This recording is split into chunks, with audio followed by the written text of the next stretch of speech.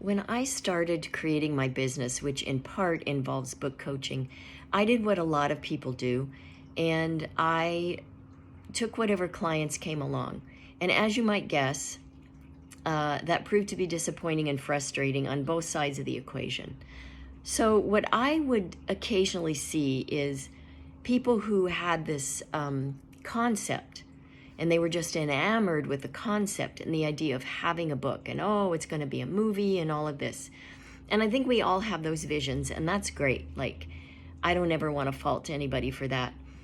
The other piece of that oftentimes was missing in certain cases. And, you know, it's that what my grandmother, a word she used to use a lot was gumption. And definitely writing a book takes a lot of gumption and a whole lot more. I think oftentimes too, I've seen this, that people are going through a rough time in life and they think, oh, if I write this book, it's going to be therapeutic for me. Absolutely. Writing a book is always therapeutic. I don't think there's any way it cannot be. But if that's the reason we're doing it, I think that's a step in the wrong direction.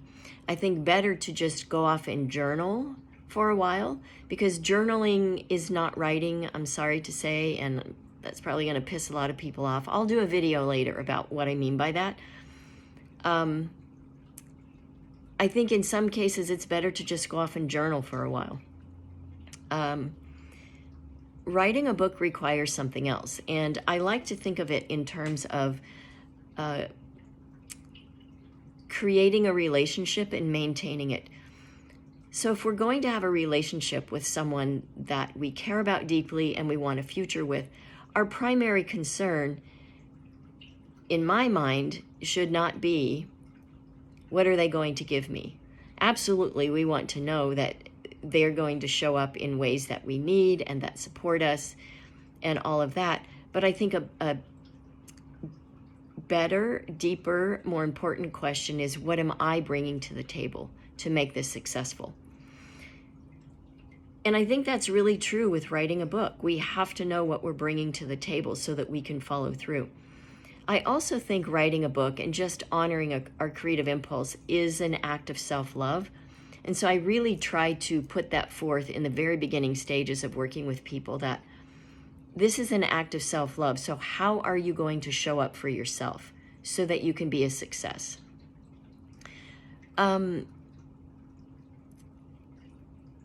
So as you might guess, I've gotten a lot more selective about who I choose to work with, and I've created the STAR checklist. So as you might know, if you've been following me for a while, I have a Written in the Stars program, and I refer to the people in that program as stars. And so I want to share with you what my STAR checklist is. So it has 4 levels. Within each level, there are 3 different traits. So there are 12 altogether, and I'd love to break those down.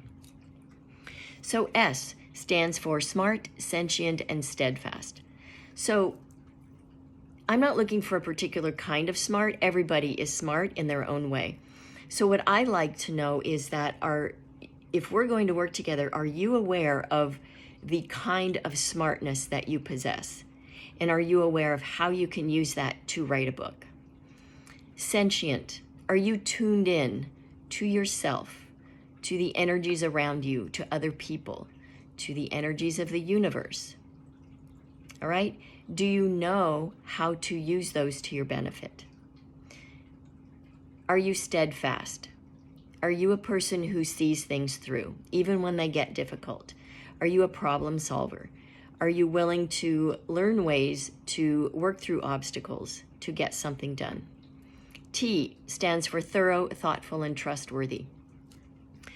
Okay, so are you thorough? And I mean, do you come at something with intention? So a bull in a china shop approach to writing a book does not work. You will fail if you do that. I believe to write a book, we must be thorough in our intention when we approach the project. We must be thorough in the way that we follow through with it.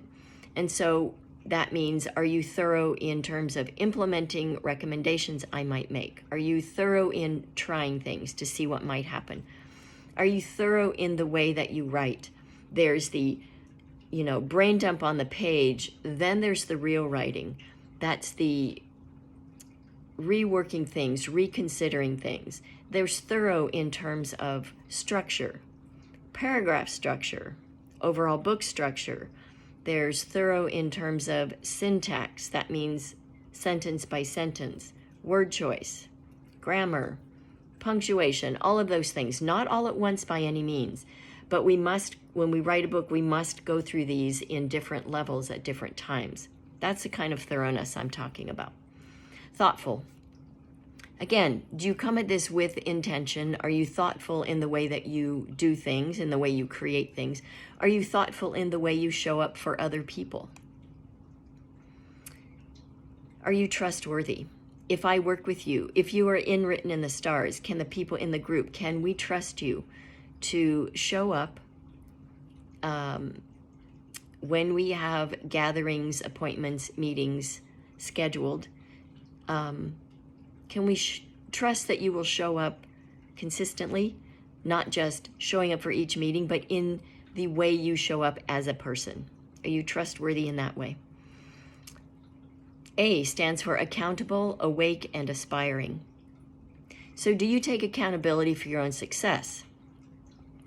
I can give you recommendations. They may work, they may not work for you, but you won't know until you try them.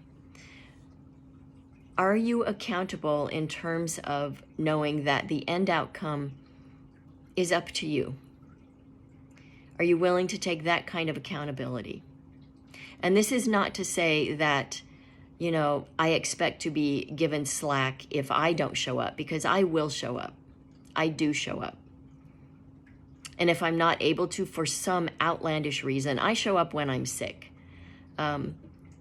If some crazy thing happens that I'm not able to physically show up to a meeting, I will make up for that. Big time, all right? I take this very seriously. So can you be accountable for yourself? Are you awake? And I mean this beyond the modern day wokeness. Definitely, I hope that you bring that. I hope that you are woke.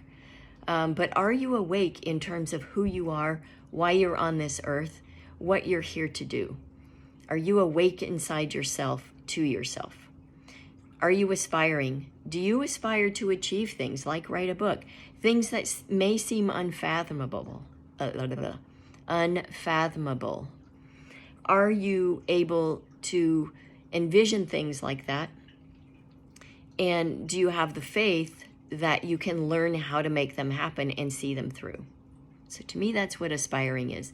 Do you aspire to evolve and grow as a person? R stands for resilient, reliable, and receptive. When you encounter obstacles in life, when you get knocked on your ass, because writing a book will do that from time to time, it will confound you, it will confuse you. When that happens, are you a person who can sit with it, learn what that has to offer you, transform it into something useful, bounce back and move on, and implement what you learned? Do you have that kind of resilience? Reliable, again, kind of aligns with trustworthy. Are you a reliable person who shows up consistently in their temperament, who shows up for agreements that are made? Are you a person that others might call reliable? Are you receptive? And again, I mean this on a number of levels. Are you receptive to receiving input I might give, to feedback group members might give? Are you receptive to considering constructive critique? Are you receptive to possibly changing your mind? If you learn something down the road that shifts your thinking about your book project, are you receptive to that? Are you receptive, again, with being sentient, to the energies of the universe? Because I will tell you this, once you get involved in a book project and you really get in the flow, it cracks open doors that you may not have cracked open before, and magical things start to happen. Are you receptive to allowing that and to receiving it?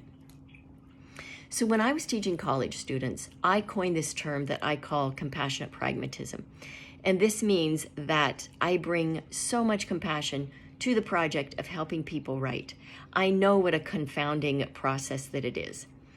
I'm always willing to help in ways specific to your personality, your process, and your project, all right? But what I'm not is a handholder or a babysitter, okay? I'm very no nonsense, but I do all this with kindness. And I guess my thinking is that if I do my part, I expect that pages get written, that progress gets made. So that all this is to say that I don't do codependent relationships with my clients. I will not lose sleep over your book project. I have my own projects to do that with, right? My part is showing up, giving you everything I have in that moment, and then it's yours. I won't do check-ins. If you need something, you let me know and I will help. But I don't hook into my clients in that way. I think it's unhealthy for both of us. So this may sound like a tall order, but these traits do exist in plenty of people. I've met them, I've worked with them.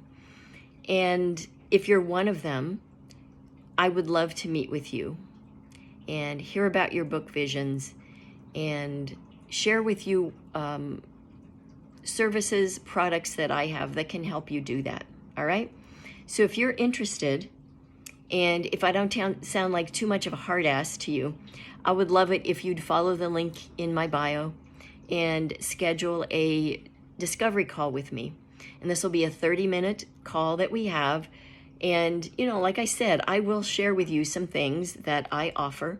I will also give you some coaching in that 30 minutes to help you get started or get unstuck on a project that maybe you're already working on. All right, so I'd really love to hear from you. I love doing this. I believe in you. I think you can do this. I know you can do this. So as always, I send you mad writing mojo. Happy writing.